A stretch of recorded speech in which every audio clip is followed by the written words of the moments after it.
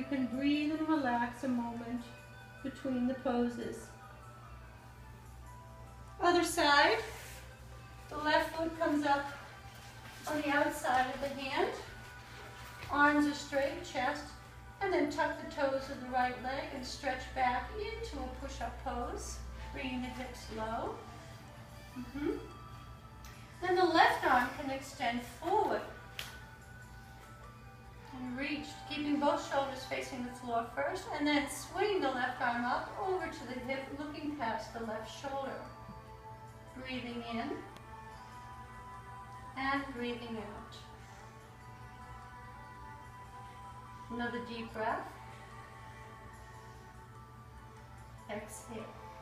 Facing the floor again, lowering your right knee to the ground, bringing the left knee back onto elbows and knees, resting pose.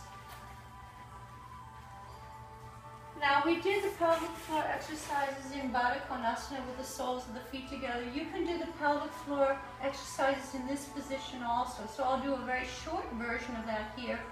Resting on your elbows and knees, tighten up the pelvic floor, release the pelvic floor. So it's another option to take this pose, and you can watch the women's backs and see if they're really tightening the pose. You should see a little lift in the spine when the when the pelvic floor is tight. The spine does move a little bit. Tightening the pelvic floor, releasing the pelvic floor. So tightening the pelvic floor, stay with the pelvic floor tensed, and continue breathing in and out, strengthening the pelvic floor as you breathe in and as you exhale. Tighten it a little more, lifting from below, gathering the strength below the baby, breathing in and breathing out. And now I'd like you to take a slow, deep breath in and consciously release the pelvic floor, totally relaxing it as you exhale, exhale, release, release. Now if you have a woman who's just about ready to deliver, you would want her to do that several times. You'd want her to take a deep breath in, gather the energy in the pelvic floor area of tensing, and then have her experience that letting go and opening more than the strengthening. So you want her to feel that opening and releasing to get her ready for birthing. But you wouldn't want to concentrate on that with somebody like Ashley, who's just starting her pregnancy. She's not into the birth thing yet. So if she's only 20 weeks pregnant, she's not going to think about labor yet. She's going to start thinking. So it's the same exercise. You can use it to strengthen the pelvic floor, or you can focus the attention on the release and opening. For the women who are just about ready to deliver, it's very valuable for them to be able to focus on that opening at the end, especially if she's very athletic and very toned muscles. She's going to want to do that more. Okay, let's come back up on the hands, tuck the toes, and go up to your downward facing dog.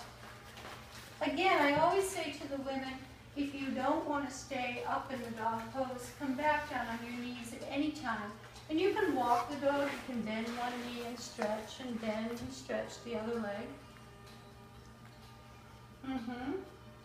So there's many different options to do here. And then you can also, with more advanced students, do the three-legged dog. Lift the right leg up with the heel flexed and breathe in and out.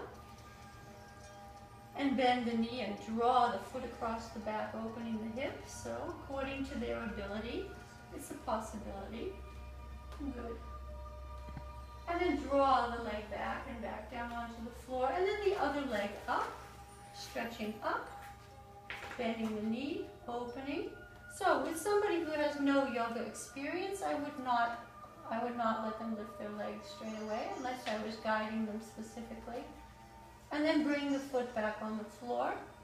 And now try to walk your feet forward to about the middle of the mat. Draw your hands up to your knees. Push up above the knees to draw your body up and standing up all the way. And then just let your shoulders roll and roll. Good. So that was the floor, the beginning, the floor part of it. Now, we're going to speed up a little bit because this isn't any different than a normal yoga class. What can you do here? One thing that I would like to show would be to use the blocks and to place the block this way on the floor and step your feet either side of the block. That's a good distance apart for a pregnant woman. Now, if you're not pregnant, you could put the block narrow away and have your feet close together. But if I hug my ankle bones in on the block, do you feel the activity in the legs? Yeah. So let's reach out, let's interlace the fingers, and let's reach up. So what you want to make sure with the pregnant woman is that she's not doing this, right?